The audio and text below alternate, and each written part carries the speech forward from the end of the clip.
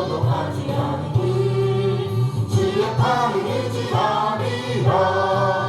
나의 믿음이 연약해져도 이리 예리한 힘을 주시며 위태할 때도 안보하시니 주의 영원한 팔 의지해. 주의 영원하신 팔 함께 하사 항상 나를 붙드시니 어느 곳에 가든지 요동하지 않으니 주의 팔을 의지함이라. 능치 못한 것 줄게 없으니 나의 인생을 주께 맡기며 나의 모든 짐 대신 지시는 주의 영원한 팔 의지해. 주의 영원하신 팔 함께 하사 항상 나를 붙드시니 어느 곳에 가든지 요동하지 않으니 주의 팔을 의지함이라. 능치 못한 것 줄게 없으니 나의 인생을 주께 맡기며 나의 모든 짐 대신 지시는 주의 영원한 팔 의지해. 주의 영원하신 팔 함께 하사 항상 나를 붙드시니 어느 곳에 가든지 요동하지 않으니 주의 팔을 의지함이라. 주의 영원하신 팔 함께 하사 항상 나를 붙드시니 어느 곳에 가든지 요동하지 않으니 주의 팔을 의지함이라. 박수 찬양해. 사랑을 주신 주 찬양해.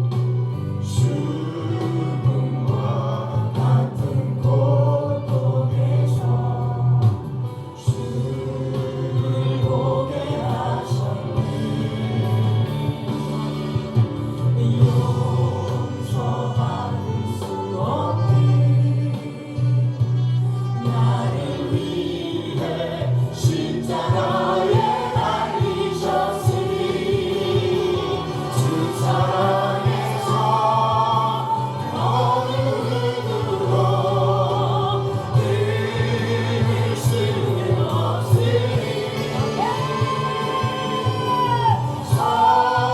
성령의 불로 나의 마음을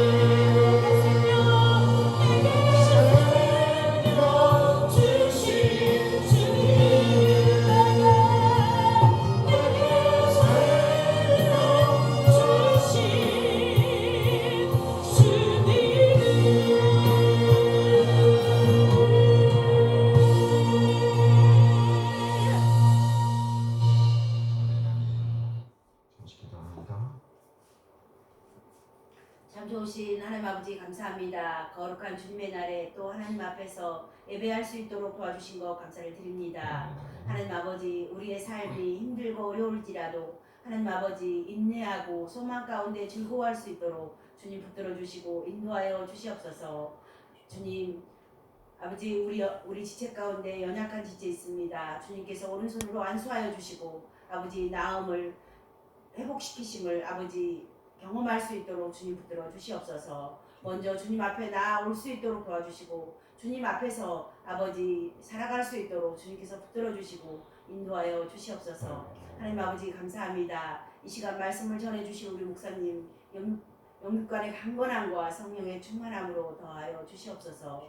이 시간 신령과 진정으로 드려지는 귀하고 복된 예배가 되기를 기도하며 살아계신 예수 그리스도의 이름으로 기도드립니다. 아멘. 감사합니다. 이 시간은 시편 기도 시간입니다. 시편 17편 말씀을 봅니다. 다윗의 기도네요. 다윗의 기도. 여호와여 의의 호소를 들으소서. 나의 울부짖음에 주의하소서. 거짓되지 아니한 입술에서 나오는 나의 기도에 귀를 기울이소서. 주께서 나를 판단하시며 주의 눈으로 공평함을 살피소서. 주께서 내 마음을 시험하시고 밤에 내게 오시어서 나를 감찰하셨으나 흠을 찾지 못하셨사오니 내가 결심하고 입으로 범죄하지 아니하리이다. 사람의 행사로 논하면 나는 주의 입술의 말씀을 따라 스스로 삼가서 후악한 자의 길을 가지 아니하였사오며 나의 걸음이 주의 길을 굳게 지키고 실족하지 아니하였나이다. 하나님이여 내게 응답하시겠으므로 내가 불렀사오니 내게 귀를 기울여 내 말을 들으소서. 주께 피하는 자들을 그 일어나 치는 자들에게서 오른손으로 구원하시는 주여, 주의 기이한 사랑을 나타내소서. 나를 눈동자같이 지키시고 주의 날개가 나라에 감추사. 내 앞에서 나를 압제하는 악인들과 나의 목숨을 노리는 원수들에게서 벗어나게 하소서. 그들의 마음은 기름에 잠겼으며 그들의 입은 교만하게 말하나이다. 이제 우리가 걸어가는 것을 그들의 애워싸서 노려보고 땅에 넘어뜨리려 하나이다. 그는 그 웃긴 것을 찢으려 하는 사자 같으며 은밀한 곳에 엎드린 젊은 사자 같으니이다. 여호와여 일어나 그를 대항하여 넘어뜨리시고 주의 칼로 악인에게서 나의 영혼을 구원하소서. 여호와여 이 세상에 살아있는 동안 그들의 분깃을 받은 사람들에게서 주의 손으로 나를 구하소서. 그들은 주의 제물로 배를 채우고 자녀로 만족하고 그들의 남은 상업을 그들의 어린아이들에게 물려주는 자니이다. 함께 나는 의로움 중에 주의 얼굴을 배우리니 깰 때 주의 형상으로 만족하리이다. 아멘. 아주 위급하지요? 우리 41장 가정합니다.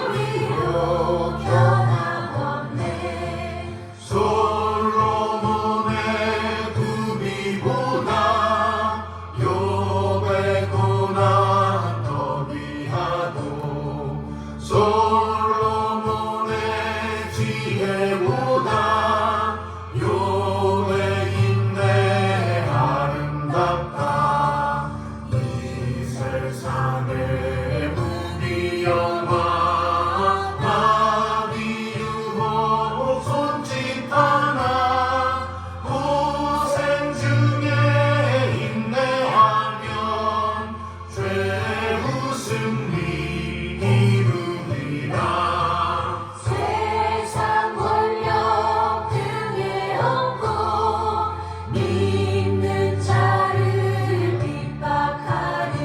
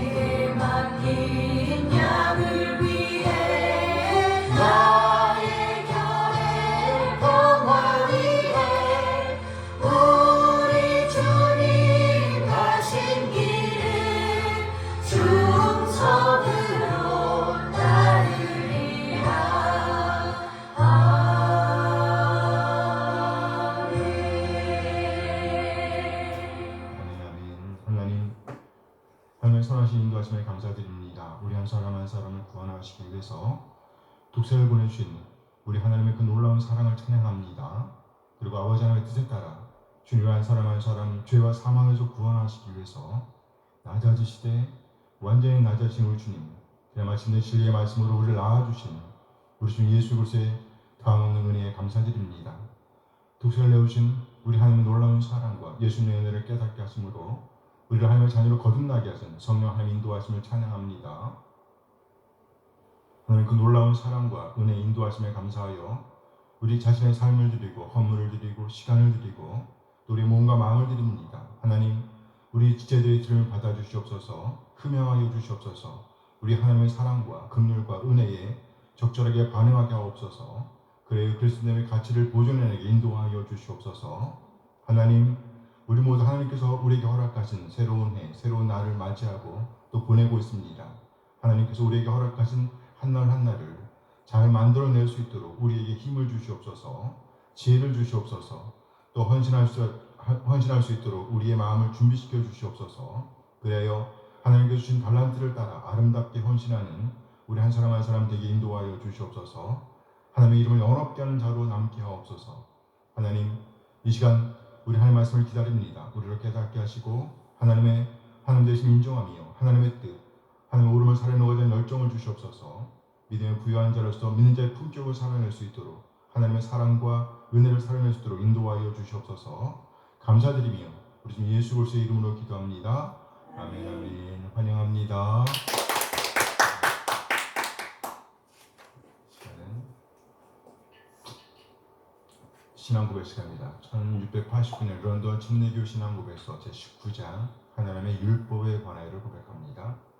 하나님의 율법에 관하여.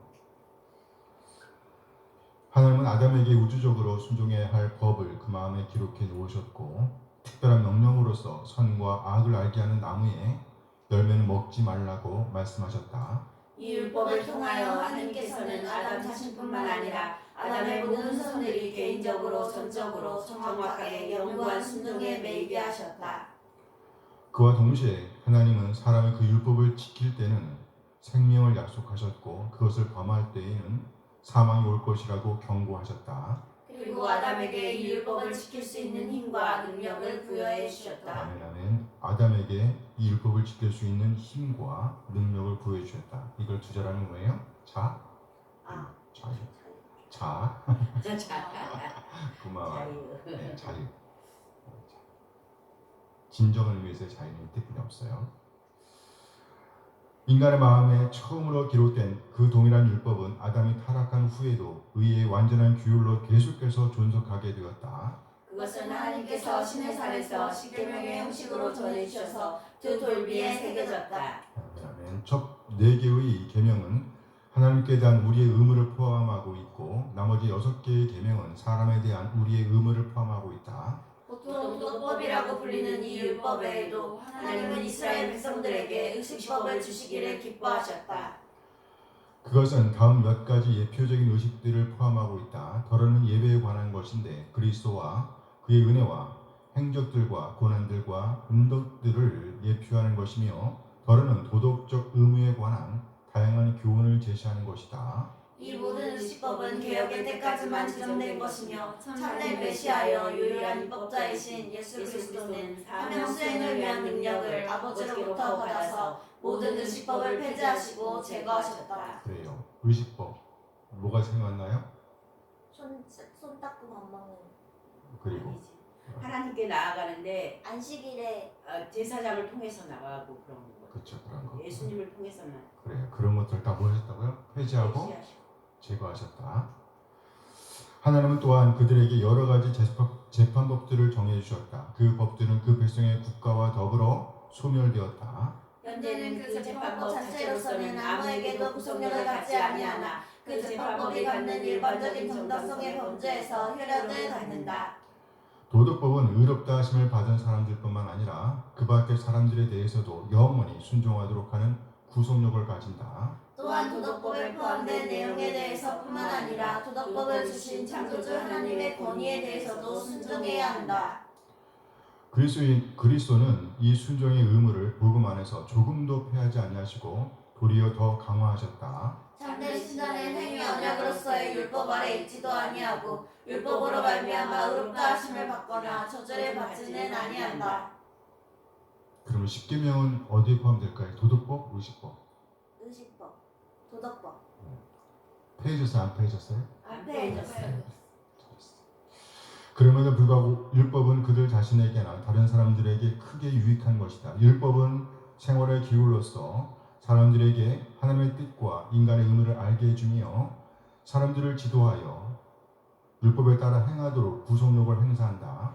또한 사람의 본성이나 마음이나 삶 가운데 죄악된 무결성을 발견하게 해준다. 사람들은 율법으로 자기 자신을 반성하며 죄를 깨닫고 죄로 말미암아 자신을 낮추며 죄를 미워하게 된다. 또한 사람들로 하여금 그리스도를 소유해야만 하는 필요성과 그리스도의 순종의 완전성에 대하여 더욱 명확한 이해를 갖도록 하는 것이다. 율법은 중생한 자들에게도 소용이 있는 것인데 죄를 금하고 있는 것이기 때문에 중생한 자들의 의배성을 막아주는 것이다. 신자들은 비록 율법의 저주와 경감됨이 없는 엄격성으로부터 해방되었다고 할지라도 율법의 위협성을 볼 때에 그들이 짓는 죄의 마땅한 대가가 무엇인지를 깨닫게 되며 죄로 말미암아 이 생에서 어떤 고통들이 초래될지를 알 수 있게 되는 것이다. 그와 마찬가지로 율법의 약속들은 신자들에게 순종에 대한 하나님의 인정하심과 율법 수행으로 말미암아 기대할 수 있는 축복들이 무엇인지도 보여주는 것이다. 물론 이런 축복들은 행위 언약으로서의 율법을 지켰다고 해서 당연히 주어지는 것들은 아니다. 율법이 선을 권장하고 악을 금기하고 있지만 사람이 선을 행하고 그만두는 것이 그 사람이 은혜 아래 있지 않고 율법 아래 있다는 증거로 삼을 수는 없다.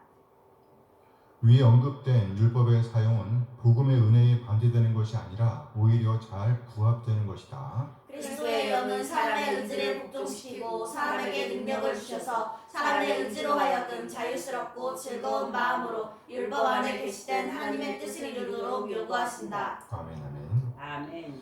오늘 본문은요 잠언 10장입니다. 잠언 10장 1절 32절. 솔로몬의 잠언이라 지혜로운 아들은 아비를 기쁘게 하거니와 이런 아들은 어미의 근심이니라. 불의의 재물은 무익하여도 공의는 죽음에서 건지느니라. 여호와께서 의인의 영혼은 줄이지 않게 하시나 악인의 소욕은 물리치시느니라. 손을 게으르게 놀리는 자는 가난하게 되고 손이 부지런한 자는 부하게 되느니라. 여름에 거두는 자는 지혜로운 아들이나 추수 때에 자는 자는 부끄러움을 끼치는 아들이니라. 의인의 머리에는 복이 임하나 악인의 입은 독을 머금었느니라. 의인을 기념할 때에는 칭찬하거니와 악인의 이름은 썩게 되느니라. 마음이 지혜로운 자는 계명을 받거니와 입이 미련한 자는 멸망하리라. 바른 길로 행하는 자는 걸음이 평안하려니와 굽은 길로 행하는 자는 드러나리라. 눈짓하는 자는 근심을 끼치고 입이 미련한 자는 멸망하느니라. 의인의 입은 생명의 샘이라도 악인의 입은 독을 머금었느니라. 미움은 다툼을 일으켜도 사랑은 모든 허물을 가리느니라. 명철한 자의 입술에는 지혜가 있어도 지혜 없는 자의 등을 위하여는 채찍이 있느니라. 지혜로운 자는 지식을 간직하거니와 미련한 자의 입은 멸망에 가까우니라. 부자의 재물은 그의 견고한 성이요 가난한 자의 궁핍은 그의 멸망이니라. 의인의 수고는 생명에 이르고 악인의 소득은 죄에 이르느니라. 훈계를 지키는 자는 생명 길로 행하여도 징계를 버리는 자는 그릇 가느니라. 미움을 감추는 자는 거짓된 입술을 가진 자요 중상하는 자는 미련한 자이니라. 말이 많으면 허물을 면하기 어려우나 그 입술을 제어하는 자는 지혜가 있느니라. 의인의 혀는 수는과 같거니와 악인의 마음은 가치가 적으니라. 의인의 입술은 여러 사람을 교육하나 미련한 자는 지식이 없어 죽느니라.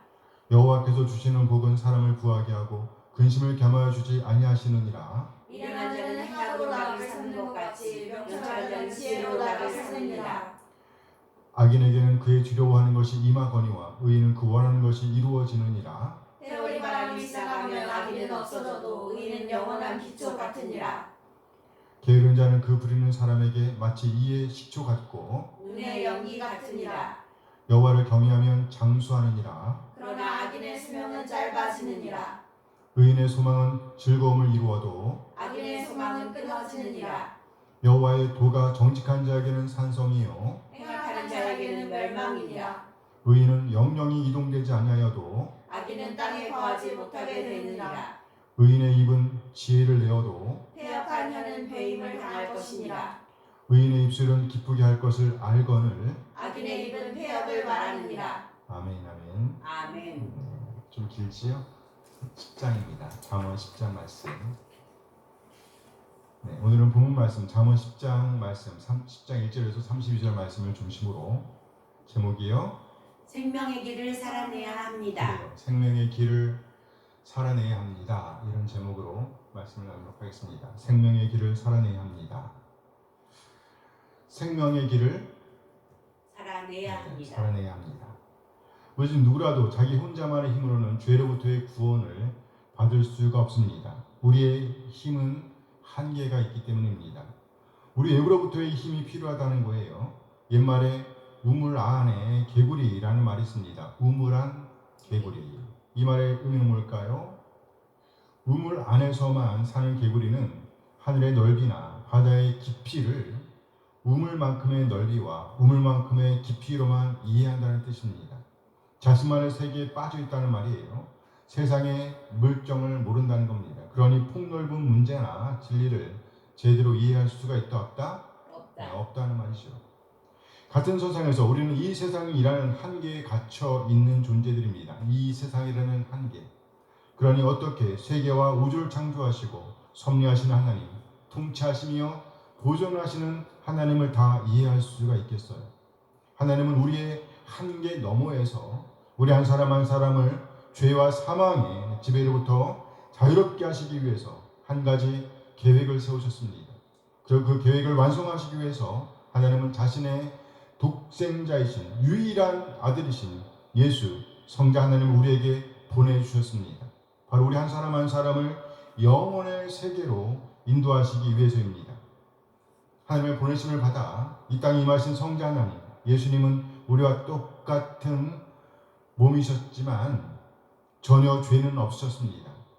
그리하여 친히 우리 한 사람 한 사람의 죄짐을 지시고 십자가 상에서 죽으심으로 우리를 위한 구원의 문을 여실 수 있었습니다. 그리고 마침내 그 구원의 문을 여셨습니다. 그럼 우리는 우리의 힘이 아니라 우리 주님의 힘으로 곧 우리 주님 예수 그리스도를 우리의 구세주와 주님으로 믿고 영접하고 우리의 주인으로 우리의 왕으로 모신다고 고백함으로 죄의 지배로부터 사망의 권세로부터 자유함을 얻게 되었습니다. 자유롭게 되었습니다.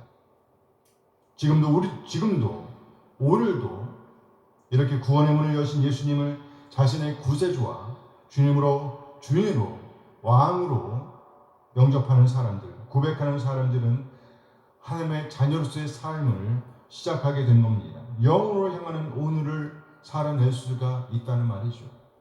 그렇다면 이렇게 죄의 지배로부터 사망의 권세로부터 자유롭게 된 사람들의 특징을 한마디로 하면 뭘까요? 자유롭게 된 사람들의 특징. 그것은 곧 영으로 향하는 문을 통과하여 영으로의 표를 드러내는 삶을 산다는 겁니다. 영으로 향하고 있다는 표. 지금까지의 삶과는 다른 오늘을 살아낼 수 있게 되었다는 말입니다. 지금까지의 삶과는 다른 오늘. 오늘 본문을 통해서 우리의 오늘이 어떠해야 할지를 배우는 귀한 시간이 되어지길 소원합니다. 아멘, 아멘. 오늘 이 메시지의 1차 청중은 하나님의 백성입니다. 이스라엘 백성이에요. 이스라엘. 따라서 본문에 등장하는 지혜로운 사람도 또는 미련한 사람도 역시 이스라엘 백성을 가리킨다고 볼 수 있습니다. 똑같이 이스라엘 백성인데 한쪽은 지혜를 간직하고 지혜를 살아내고 있습니다. 그러나 똑같이 이스라엘 백성인데 다른 한쪽은 지혜를 내팽개치고 미련한 사람으로 어리석은 사람으로서의 오늘을 살아내고 있다는 거예요. 같은 선상에서 오늘 이 메시지의 1차 청중은 그리스도인이라고 할 수 있습니다. 그런데 그리스도인으로서의 품격을 살아내는 그리스도인인 반면에 그리스도인으로서의 품격을 살아내는 그리스도인이 있는 반면에 그리스도인 같지 않은 그리스도인으로서의 불명예를 살아내는 사람들이 있다는 거예요. 그러니까 본문에 나타나는 지혜로운 아들 또는 의인이라는 말과 미련한 아들 또는 악인이라는 말을 들을 때에 누가 진정 하나님의 백성, 하나님의 자녀인가? 오늘날로 하면 누가 진정 그리스도인의 품격을 살아내고 있는가? 또는 어떻게 그리스도인의 품격을 살아내야 할까? 이렇게 적용하고자 하는 마음으로 오늘 본문 메시지를 받아야 한다는 거예요. 오늘 본문은 크게 두 문장으로 요약할 수 있습니다. 첫째는요, 의인은 부지런하여 부하게 되고, 함께 읽어볼까요? 의인은 부지런하여 부하게 되고 생명의 길로 나아가 소망을 이루게 됩니다. 그래요. 의인은 부지런하여 부하게 되고 생명의 길로 나아가 소망을 이루게 됩니다. 둘째, 악인은 게을러 가난하게 되고 멸망의 길로 나아가 소망이 좌절됩니다. 함께 읽어볼까요? 악인은 게을러 가난하게 되고 멸망의 길로 나아가 소망이 좌절됩니다. 여기 부하게 된다, 가난하게 된다는 말은 1차적으로는요 물질적인 것을 가리킵니다. 물질적인 것을 가리킨다고 볼 수 있어요. 일반적으로 통상적으로 부지런하여 게으르지 않으면 많은 재물을 모을 수 있을 것입니다. 그러나 이 말은 단지 물질적인 복만을 가리키는 것은 아니에요. 우리는 잠언 전체의 주제에 근거해서 이 부와 가난을 이해해야 합니다. 잠언의 전체 주제를 한 단어로 한다 그러면 뭘까요? 지혜. 네, 맞아요. 지혜라고 할 수 있습니다. 지혜. 곧 우리 마음 깊은 그곳에는 반드시 무엇인가로 채워야 하는 공간이 있는데 그곳은 반드시 뭐로? 지혜로 채워져야 한다는 거예요. 따라서 그곳에 지혜로 채워진 사람은 부한 사람입니다. 그곳에 지혜가 부족한 사람은 가난한 사람인 거예요. 그리고 그것에 채워진 지혜의 양에 따라서 삶의 질이 달라진다는 거예요. 우리 마음 깊은 그곳에 지혜를 채운 사람은 지혜로운 사람으로서 지혜를 살아낼 것입니다. 많이 채워서 부하게 된 사람은 그만큼 더 지혜로운 삶을 살아낼 것입니다. 그러나 그곳에 지혜가 부족한 사람은 어리석은 사람이요 어리석음을 살아낼 것입니다. 따라서 심히 가난한 사람은 그만큼 더 악한 삶을 살아낼 것입니다. 오늘 본문은 솔로몬의 잠언이라는 말로 시작합니다. 솔로몬의 잠언 두 번째 모음입니다. 오늘 본문 10장 1절 말씀, 잠언 10장 1절 말씀 함께 읽어요. 솔로몬의 잠언이라 지혜로운 아들은 아비를 기쁘게 하거니와 미련한 아들은 어미의 근심입니다. 솔로몬의 잠언이라. 우리말 성경에서는 단수와 복수 형태가 잘 구별되지 않는데요. 여기 잠언은 복수 형태로 되어 있습니다. 그러니까 이는 솔로몬의 잠언들이라는 거예요. 이 잠언의 주제는 크게 두 가지입니다. 지혜로운 아들과 미련한 아들에 대한 교훈이라고 볼 수 있습니다. 지혜로운 아들은 아비를 기쁘게 하거니와 미련한 아들은 어미의 근심이다. 여기 아들은요 대표성을 갖고 있습니다. 즉 지혜로운 아들은 지혜로 충만한 지혜로운 사람들을 대표한다고 볼 수 있습니다. 그리고 이 미련한 아들은요 지혜가 부족한 어리석은 사람들을 대표한다고 볼 수 있어요. 오늘 본문은 그들을 첨예하게 대조시키고 있습니다. 즉 지혜로운 아들은 아비를 기쁘게 합니다. 그런데 미련한 아들은 어미의 근심이 된답니다. 여기 기쁘게 한다는 말은요 강조형으로 쓰였습니다. 강조형. 즉 지혜로운 아들은 아비를 감동을 시키되 완전히 감동을 시킨다는 거예요. 가슴 벅찬 기쁨을 아비에게 안겨준다는 겁니다. 그리고 여기 어미의 근심이란 곧 어미에게 짐이 된다는 거예요. 짐이 된다. 감정을 억눌리게 한다는 겁니다. 곧 억압한다는 거예요. 완전히 꽁꽁 묶어놓는 그림입니다. 미련한 아들은요 어미에게 아픔입니다. 고통이라는 거예요. 그렇다면 무엇이 아비를 기쁘게 하고 또 무엇이 어미의 근심이 된다는 말일까요? 오늘 본문은요 이 궁금증을 불의와 공의라는 말로 풀어냅니다. 공의와 불의. 오늘 본문 2절 말씀이에요. 잠언 10장 2절 말씀 함께 읽어요. 불의의 재물은 무익하여도 공의는 죽음에서 건집니다. 불의의 재물은 무익하다. 여기 불의란 악함을 말합니다. 악함. 죄를 범한 상태를 말하는 거예요. 죄를 범한 상태. 그리고 여기 재물은요 값나가는 것들을 대표합니다. 즉 보물이나 돈이라고 옮겨도 괜찮습니다. 여기 재물은 복수형태로 되어 있어요. 그러니까 이 말을 거칠고 건드리면 이렇게 됩니다. 죄를 범한 상태에서 얻은 보물들은 유익할 수 없습니다. 무익하다는 거죠. 그렇습니다. 겉으로 볼 때 많은 재물을 소유하고 있는 것처럼 보입니다. 그렇지만 실제로 뜯어보면 가치가 없다는 거예요. 무익하다는 겁니다. 맛을 낼 수가 없다는 것이에요. 그야말로 거칠의 용이라는 것이죠. 이는 곧 죄를 범한 상태에서 얻은 재물은 무익하다. 가치가 없다는 거예요. 값이 안 된다는 겁니다. 맛을 낼 수가 없다는 거예요. 반면에 공의는 죽음에서 건지느니라. 공의는 죽음에서 건진다라고 말씀합니다. 여기 공의란 말 그대로 정의, 의로움을 말합니다. 의로움. 이는 곧 죄를 범한 상태와 비교되는 표현입니다. 즉 죄를 범하지 않은 상태 그대로를 말하는 거예요. 그러니까 그렇게 죄를 범하지 않은 상태에서 얻은 재물들, 보물들을 가리킨다고 볼 수 있습니다. 그런데 이 보물들에는요 아주 놀라운 가치가 부여되고 있습니다. 곧 죽음에서 뭐한다? 건진다. 구출한다는 거예요. 신학적인 표현을 하면 곧 구원한다는 겁니다. 구원한다. 죄와 사망에서 구원한다는 것이에요. 무엇이요? 죄를 범하지 않은 상태에서 얻은 보물들이, 그 보물들이 죄와 사망에서 구원한다는 겁니다. 이 말은 성화 또는 회복이라는 말로 이해할 수도 있습니다. 그렇습니다. 그리스도인의 오늘은요 어제와 다릅니다. 그리스도인의 내일은요 오늘과 다릅니다. 점점 더 회복을 지향하며 그리고 마침내 영화에 이르게 된다는 말로 이해할 수 있습니다. 이처럼 본문에 표현된 구원은 신학적인 용어인 성화 또는 회복으로 이해할 수가 있습니다. 어떤 아들이 아비를 감동시키는 아들일까요? 아비에게 가슴 벅찬 기쁨을 안겨주는 아들이란 말입니다. 어떻게 해요? 공의로운 삶, 의로운 삶, 죄를 범하지 않은 상태에서의 그 보물들로 말미암아 아비를 감격시킨다는 겁니다. 그야말로 의로운 삶, 성화, 회복을 지향하는 그 삶이 그 아버지에게 감동을 준다는 말이죠. 그러면 어떤 아들이 어미의 마음에 상처를 주는 아들일까요? 험악하게 말해서 그 어미의 마음을 썩어 문드러지게 하는 아들이라는 거예요. 어떻게 해요?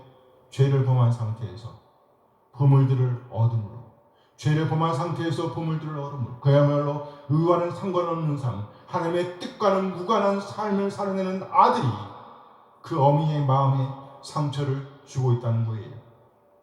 인간 어미, 인간 아비의 마음이 이럴진데 하늘 아버지의 마음은 어떨까요? 3절 말씀입니다. 잠언 3장, 오늘 보면 잠언 10장 3절 말씀이 함께 읽어요. 여호와께서 의인의 영혼을 줄이지 않게 하시나 악인의 결국은 물리치시니라. 이제 하나님의 마음이 묘사되고 있습니다.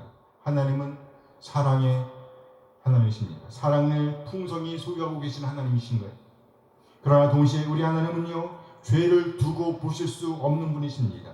공의의 하나님이세요. 이 말씀에서 우리는 하나님의 애절함을 이룰 수 있을 것 같습니다. 이 땅에 의인만 있다면 얼마나 좋겠어요. 그래서였을까요? 여기 의인의 영혼은 묶어서 단수 형태로 표현되고 있습니다. 하나님의 관심은 1차적으로 이들에게 있다는 거예요. 의인이란 곧 죄를 범하지 않은 상태에서 보물들을 얻는 사람입니다. 하나님께서 이 사람의 영혼을 줄이지 않게 하신대요.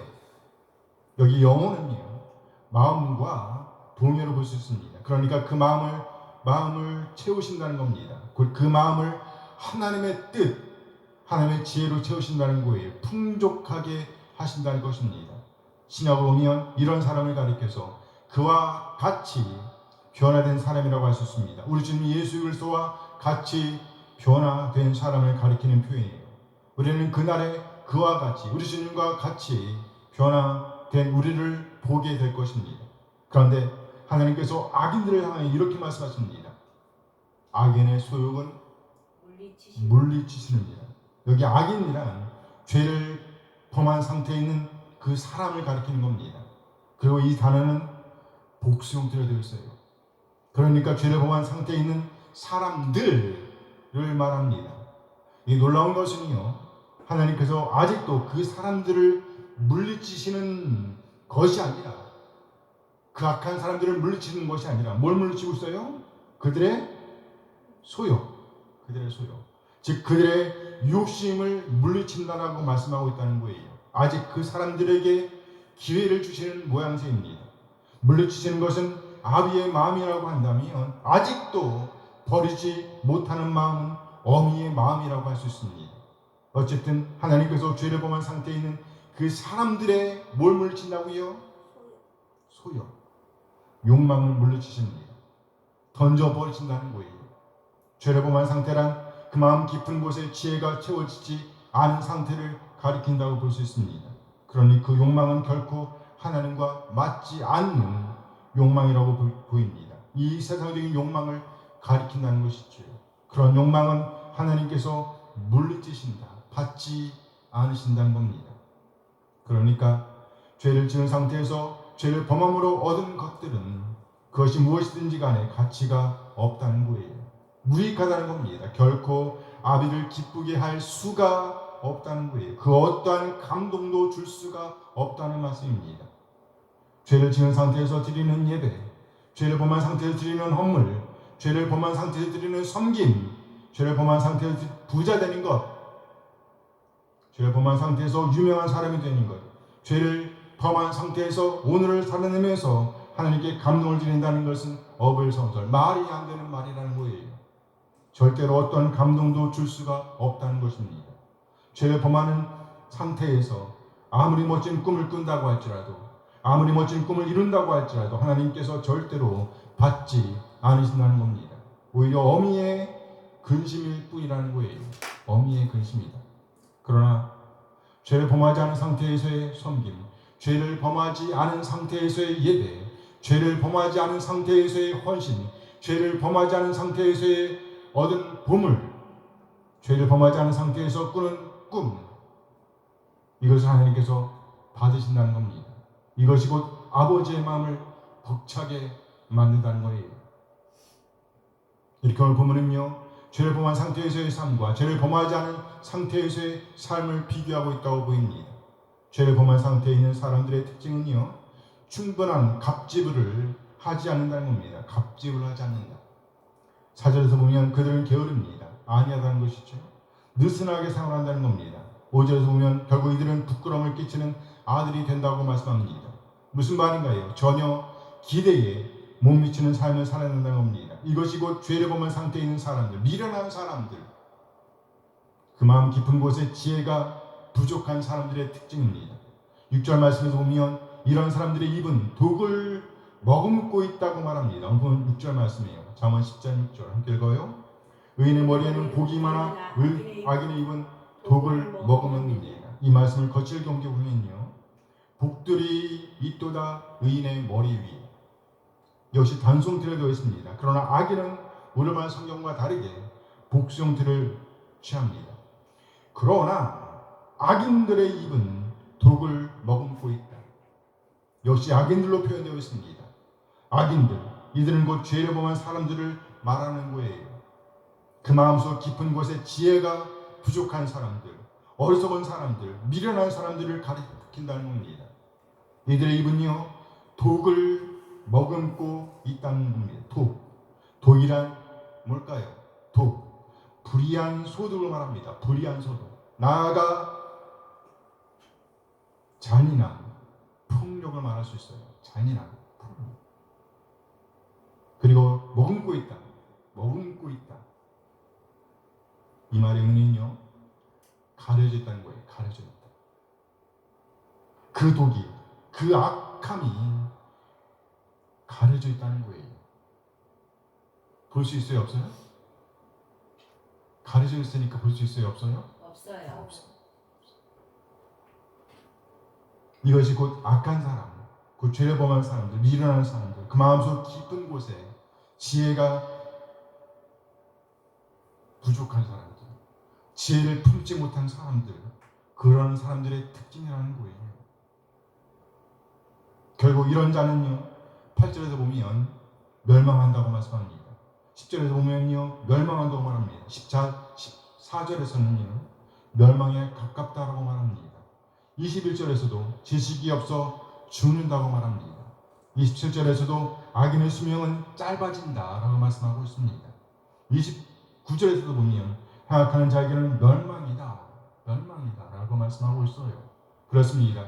미련한 사람들, 그 마음 깊은 곳에 지혜를 채우지 못하는 사람들, 어리석은 사람들, 지혜가 가난한 사람들, 죄를 범하는 사람들입니다. 행악하는 사람들입니다. 고든 길로 나아가지 않는다는 거예요. 그래야 결국 멸망에 이르게 된다는 것이죠. 이 사람들의 특징을 한마디로 한다면 변화가 없다는 겁니다. 변화가 없어요. 성장이 없다. 변화가 없다. 성장이 없다. 늘 그렇다는 거예요. 늘 그렇다. 성장이 없다. 세상 것들을 포기하지 않는다는 겁니다. 갑질이 없다는 거예요. 갑질이 없다. 자기의 길로, 자기의 생각대로 오로지 이 세상의 즐거움만을 취하면서 오늘을 살아내고 있다는 겁니다. 그 길은 곧 죽는 길입니다. 영원한 사망으로 향하는 길입니다. 아니 어떻게 하나님의 백성 이스라엘이 멸망에 이를 수 있단 말인가요? 아니 어떻게 예수님을 한번 구세주와 주님을 믿으면 영원한 구원이라고 말씀하지 않았나요? 그런데 어떻게 그들이 영원한 구원을 잃어버릴 수 있단 말인가요? 천국이 보장된 것이 아닌가요? 그런데 어떻게 사망으로 향한다고 말할 수 있어요? 하나님의 백성인데. 우리는 히브리서 기자의 말씀을 통해서 이 말씀의 의미를 생각해 볼 수 있습니다. 히브리서 6장 5절 6절 말씀이에요. 함께 읽어요. 하나님의 선한 말씀과 내세 능력을 맛보고도 타락한 자들은 다시 새롭게 하여 회개하게 할 수 없나니 이는 그들이 하나님의 아들을 다시 십자가에 못 박아 드러내놓고 욕되게 합니다. 하나님의 선한 말씀과 내세의 능력을 맛보고도 타락한 자들은 이 사람들은 다시 새롭게 하여 회개하게 할 수 없다. 회복시킬 수 없다라고 말합니다. 왜요? 이는 그들이 하나님의 아들을 다시 십자가에 못 박아 드러내놓고 욕되게 합니다. 이 타락한 자들은 누구인가? 하나님의 아들을 다시 십자가에 못 박는 사람들이라는 거예요. 드러내놓고 하나님의 아들을 욕되게 하는 자들이라고 고발하고 있습니다. 결국 이런 사람들은 어떻게 된다고 말씀하고 있나요? 히브리서 6장 8절 말씀이에요. 함께 읽어요. 만일 가지와 엉겅퀴를 내면 버림을 당하고 저주함에 가까워 그 마지막은 불사름이 되리라. 성경은요 엄하게 말씀합니다. 의의 열매를 맺지 못하는 사람들은 어떻게 되는가? 그 마지막은 불사름이 되리라. 불사름이 되리라. 그러나 의인은 다릅니다. 죄를 범하지 않고 보물을 모으는 사람, 정직하게 올곧게 한 길로만 쭉 나가는 사람, 그 마음 깊은 그곳에 지혜를 품고 있는 사람, 날마다 지혜가 부한 사람, 그 사람은요 의를 살아냅니다. 의를 살아냅니다. 하나님의 뜻을 살아냅니다. 4절에서 보면 그 사람은 부지런합니다. 그리고 8절에 보면 그 사람은 늘 계명을 받습니다. 하나님의 말씀을 받는다는 거예요. 잠언 10장 8절 말씀이에요. 함께 읽어요. 마음이 지혜로운 자는 계명을 받거니와 입이 미련한 자는 멸망하리라. 마음이 지혜로운 자는 계명을 받거니와, 이 말을 거칠게 옮기면 이렇게 돼요. 지혜로운 마음 명령들을 받습니다. 받아요. 지혜로운 마음이란 무슨 의미일까요? 곧 지혜로 채워진 마음입니다. 지혜로 채워진 마음. 그 마음 깊은 곳에 지혜로 채워져 있는 사람, 즉 아비의 훈계를 받은 사람, 하나님의 말씀을 받은 사람, 그는 한 번만 받고 마는 사람이 아니라는 거예요. 지속적으로 받고 그리고 또 받는다는 겁니다. 하나님께뿐만 아니라 사람들에게도, 선생들에게도 받을 줄 안다, 배울 줄 안다는 거예요. 그렇게 지혜는 계속해서 지혜를 부릅니다. 그래서 결국 지혜를 살아내게 되는 거예요. 아닌 것은 고쳐나갑니다. 어제는 그 잘못을 범했지만 누군가의 가르침이 있다고 하면 그것을 포기합니다. 그 재미를 포기합니다. 멈춥니다. 그만한다는 거예요. 어제는 그대로 그냥 살았지만 오늘은 절대로 그냥 그대로 살지 않는다는 거예요. 어제는 지각했지만 오늘은 지각하지 않는다는 겁니다. 그리고 계속해서 지각하지 않는다는 거예요. 물론 어떤 습관은 하루아침에 중단될 수 없는 것도 있습니다. 술이나 담배가 그렇죠. 특히 요즘 술 때문에 사회가 뒤숭숭합니다. 음주운전으로 애매한 사람들의 목숨이 날마다 위협받고 있기 때문이에요. 술을 끊는 것은 안 되지만 음주운전은 안 할 수 있잖아요. 그러면 할 수 있는 것부터 고쳐야 합니다. 그것이 지혜로운 사람이에요. 술을 마실 때 집에서 마시면 되잖아요. 누가 잡아먹나? 집에서 마시면. 어떤 핑계를 대더라도 밖에서 마실 수도 있습니다. 그러나 어떤 핑계를 대서라도 밖에서 안 마실 수도 있잖아요. 저기 어디에서 가서 보면 술에 취해서 길거리에 드러누워 있는 사람들이 있습니다. 그런 것은 안 할 수 있잖아요. 담배도 역시 그렇습니다. 담배를 끊는 일은 쉽지 않아요. 그러나 밖에서는 안 피울 수 있잖아요. 예전에는요, 버스에서도 담배를 피우고 다녔습니다. 어른들이. 그래서 어린 우리는, 그때는 나도 어렸으니까 어린 우리는 아무 말도 못하고 그 담배 연기를 꼬박꼬박 다 마셨단 말이죠. 아주 많은 사람들이 애매하게 피해를 봤습니다. 그 사람들이 계속해서 예의를 지키지 않으니까 이제는 법으로 만들었어요.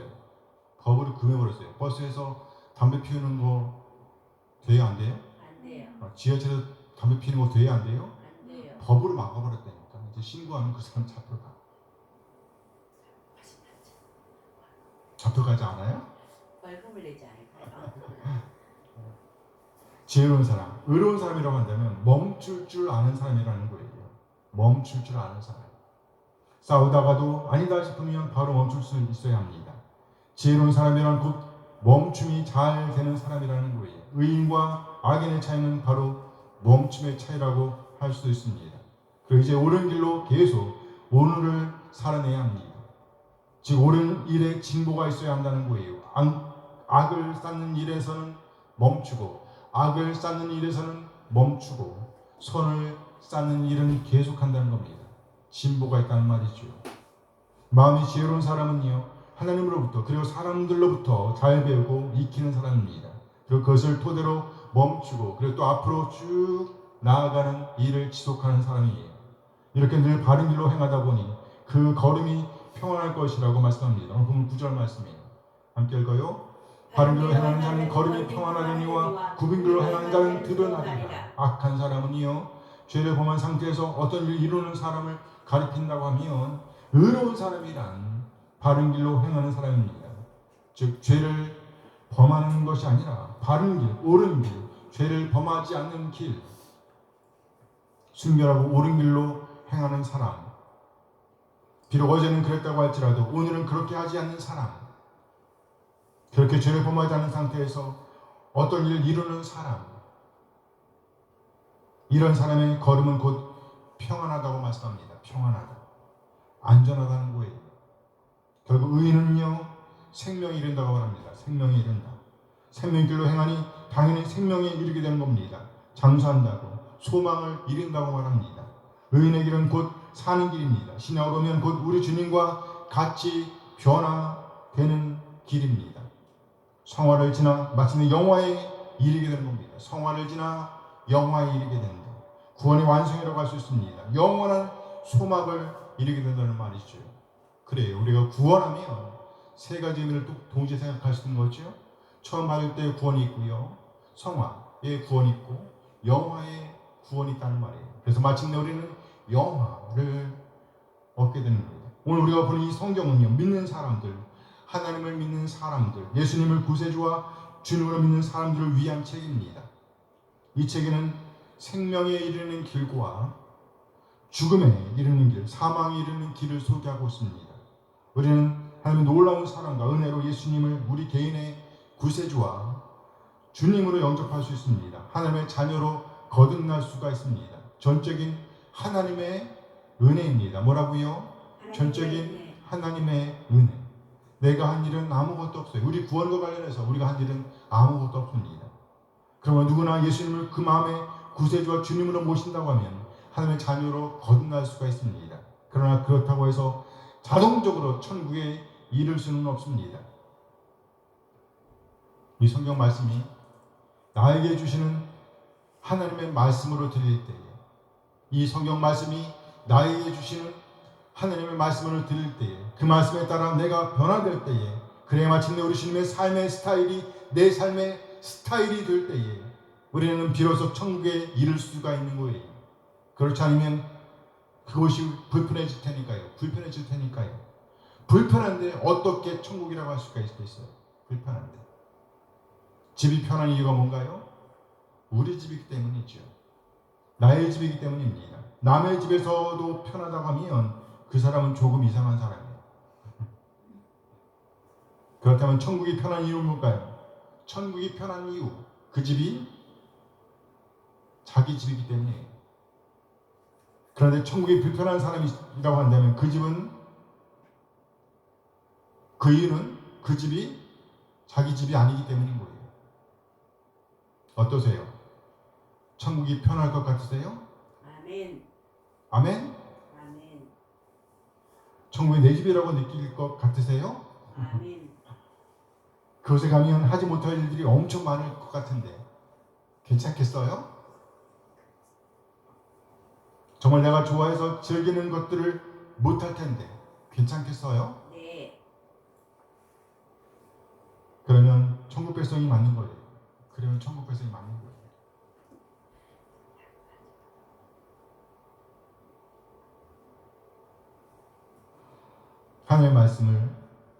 하나님의 말씀으로 받을 수 있는 사람이 의인입니다. 하나님의 말씀은 의인들을 위한 삶의 지침이 됩니다. 하나님의 말씀은요, 의인들을 위한, 천국 백성을 위한 삶의 지침이기 때문이에요. 길잡이이기 때문입니다. 그 말씀으로 우리는 천국에 맞게 다듬어지기 때문이에요. 그 말씀으로 인해 천국이 우리에게 편하게 된다는 것이에요. 오늘 그 29절 말씀입니다. 함께 읽어요. 여호와의 도가 정직한 자에게는 산성이요 행악하는 자에게는 멸망입니다. 여호와의 도가 뭔가요? 말씀. 그렇죠. 이 도란 길을 가리키는데요. 삶의 태도를 말하는 것이겠죠. 삶의 태도. 그러니까 하나님의 가르침, 하나님의 말씀을 말하는 것입니다. 이 말씀을 받을 줄 아는 사람, 이 말씀대로 오늘을 살아낼 줄 아는 사람, 곧 정직한 자에게 그 말씀은 곧 산성이라는 겁니다. 산성. 이 말씀이 그 의인을 보호한다는 거예요. 산성. 보호한다는 겁니다. 여기 산성이란 곧 요새를 가리키잖아요. 보호막이라는 거예요. 하마터면 악의 길로, 죄를 범하는 길로 계속 갈 수도 있었는데 하나님의 말씀의 보호를 받았다는 겁니다.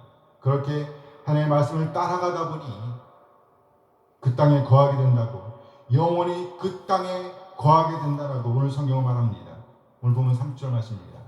잠언 10장 30절 함께 읽어요. 의인은 영영이 이동되지 아니하고 악인은 땅에 거하지 못하게 됩니다. 의인은 영영이 이동되지 아니하여, 이 말씀을 이해하기 위해서 뒷부분을 먼저 옵니다. 악인은 땅에 거하지 못하게 되느니라. 악인은 땅에 거하지 못하게 되느니라. 악인은요, 이 악인은 곧 죄를 범함으로 어떤 일을 이루는 사람을 가리킵니다. 죄를 범함으로 부를 획득하는 사람, 죄를 범함으로 어떤 사람들에게 피해를 입히는 사람, 죄를 범함으로 자기의 소욕을 이루는 사람, 그런 사람들은 결코 땅에 거하지 못하게 된다라고 말씀합니다. 스스로 나가게 되든지 혹은 누군가에 의해서 이동된다는 겁니다. 제거된다는 거예요. 자의든 타의든 없어진다는 겁니다. 거할 수가 없다는 거예요. 어디에? 땅에.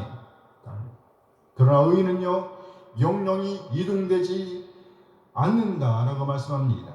그렇습니다. 의인은 영원히 언제나 그 땅에 살게 될 것입니다. 결코 제거되지 않을 거예요. 왜요? 자기 집이니까. 왜요? 자기 집이니까. 그래서 오늘 본문은요, 의인의 입술은 기쁘게 할 줄 안다라고 말씀합니다. 그러나 악인은 폐역을 말한다라고. 무슨 말인가요? 기쁘게 할 줄 모른다는 겁니다. 오늘 보면 31절, 32절 말씀이에요. 함께 읽겠습니다. 의인의 입은 지혜를 내어도 폐역한 이는 배임을 당할 것입니다. 의인의 입술은 기쁘게 할 것을 알거늘 악인의 입은 폐역을 말하느니라. 의인의 입은 지혜를 내어도, 여기 내어도라는 말의 의미는요, 그야말로 열매를 맺는다는 거예요. 열매를 맺는다. 그러니 의인의 입, 그의 언어, 그의 삶, 그의 행동, 그의 모든 것들이 열매를 맺게 된다는 거예요. 하나님의 자녀로서의 품격을 드러내게 된다는 겁니다. 하나님의 자녀인 표, 증거를 드러나게 된다는 겁니다. 하나님의 자녀인 표, 그에 걸맞는 품격을 살아내게 된다는 것이에요. 그래서 그 입술은 기쁘게 할 것을 안다라고 결론을 맺습니다. 이것이 바로 의인의 특징, 의인의 표입니다. 여기 안다는 것은요, 의인의 입술은 기쁘게 할 것을 알거늘, 이 안다는 것은 직접 보아서 아는 것을 말합니다. 그리고 여기 기쁘게 할 것, 기쁘게 할 것, 실한 기쁨, 즐거움을 말합니다. 즐거움. 그러니까 그동안의 경험을 통해서 참 즐거움, 진짜 즐거움, 참 기쁨이 무엇인지를 알게 되었다는 의미로 볼 수 있어요. 지혜로운 삶, 즉 하나님의 말씀을 따라 점점 더 자라가는 삶의 맛을 안다는 겁니다. 맛을 안다. 그러나 악인들은 끝까지 자기의 길을 간다고 말하고 있습니다. 여기 폐역이란 정도에서 벗어난 것을 말합니다. 악인들은 그렇게 정도에서 벗어나는 그 길, 그 말, 그 삶을 결코 멈추지 않는다는 거예요. 그러므로 멈춤과 진행을 제대로 할 수 있는 사람이 의인입니다. 지혜로운 사람입니다. 물론 그 표지판은 성경이지요. 하나님의 말씀입니다. 따라서 하나님의 말씀을 안 보고도, 하나님의 말씀을 안 듣고도 의인의 삶을 살아낼 수 있다라고 말하는 것은 가짜입니다. 가짜예요. 그래서 우리가 참으로 사는 길, 생명의 길로 향하는 천국 백성이라고 한다면 우리의 나침반이 되는 성경을 늘 가까이 두고 그 말씀을 표지판으로 삼아 매일의 오늘을 살아내야 하는 거예요. 천국은 바로 이런 사람들의 고향입니다. 아멘, 아멘. 기도하시겠습니다. 구원받은 것에 멈추지 말고 영원한 구원에 이르는 생명길로 향하는 백성으로서 멈출 것들을 멈추고 바르고 의로운 길로 나아가는 오늘을 살아내기로 다짐하는 이 시간이 되었으면 좋겠습니다. 오늘 받은 말씀을 생각하시면서 잠시 기도하십니다.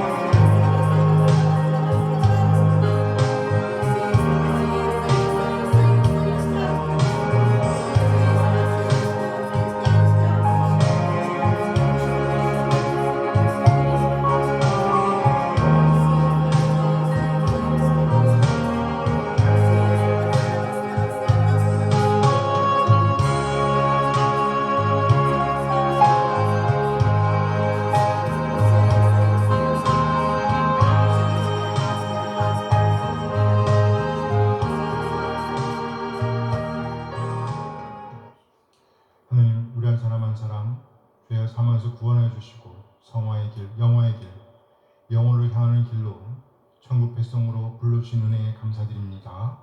하나님, 우리 한 사람 한 사람 천국 백성으로서의 오늘을 살아낼 수 있도록 인도하여 주시옵소서. 아멘. 멈출 것들을 멈추게 하여 주시옵소서.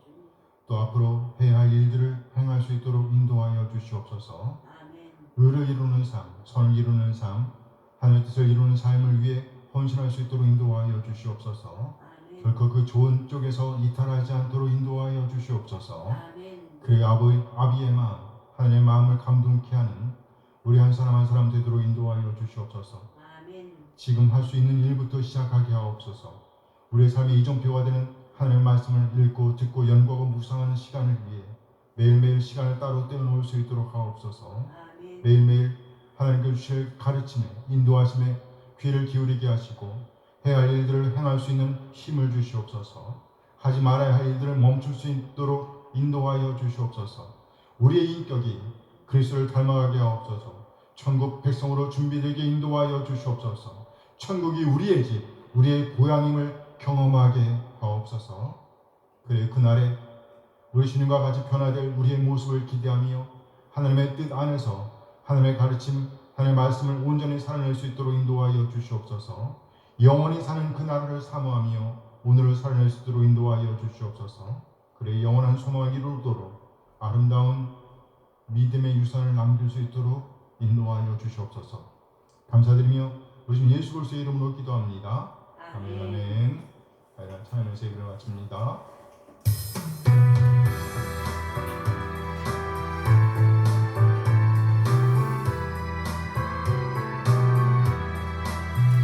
주를 경배하리 나 경배하리 주를 찬양하리라 주를 경배하리 나 경배하리 주를 찬양하리라 영화로운 주 이름을 모두 찬양드리옵니다 전성 다하여 주 찬양하니 주여 기뻐 받아주소서 주를 경배하리 나 경배하리 주를 찬양하리라 주를 경배하리 나 경배하리 주를 찬양하리라 영화로운 주 이름을 모두 찬양드리옵니다 정성 다하여 주 찬양하니 주여 기뻐 받아주소서 영화로운 주 이름을 모두 찬양드리옵니다 정성 다하여 주 찬양하니 주여 기뻐 받아주소서 이제는 우리 주님 예수 그리스도의 은혜와 하나님의 극진하게 사랑하심과 성령 하나님의 교통하심이 오늘 받은 말씀처럼 영원히 살 천국을 소망하며 천국 백성으로서의 오늘을 살아내고 달지만은 우리 모든 지체들에게 늘 함께 하시길 축원하옵나이다. 아멘. 아멘.